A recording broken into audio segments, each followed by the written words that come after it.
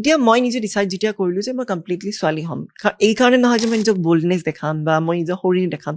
মই বিচাৰোঁ যে মই এজনী নৰ্মেল ছোৱালীৰ নিচিনা জীৱন যাপন কৰিম, মই এজনী নৰ্মেল ছোৱালীৰ নিচিনা থাকিম। তো এইটো এটা মানে মানুহৰ কিছুমান একচেপ্টেঞ্চত বাধা দিয়ে।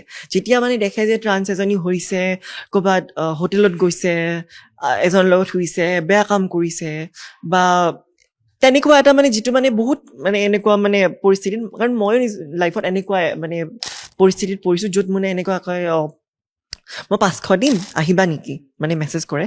কাৰণ মই কি কোৱা তোমাৰ ফ্ৰেণ্ড লিষ্টত আছেতো এগৰাকী, তাই এনেকৈ মই কথা পাতিছোঁ, তাইৰ লগত মই এনেকৈ কৰিছোঁ 500 টকা। তো এনেকুৱা কিছুমান ট্ৰান্স আছে আমাৰ, তো যিখিনিয়ে মানে কি দুই এগৰাকীৰ কাৰণে মানে গোটেইখিনি অকণমান বেয়া চকুৰে মানে মানুহে ভাবে যে গোটেইখিনি ট্ৰান্স এনেকুৱাই। তো সেইটো কাৰণে একচেপ্টেঞ্চ কৰাটো অকণমান দিগদাৰ হৈছে মানুহখিনি। একচুৱেলি ট্ৰান্স বুলি ক'লে আমাৰ অসমত মানে প্ৰথমতে হিজৰা বুলি ভাবে।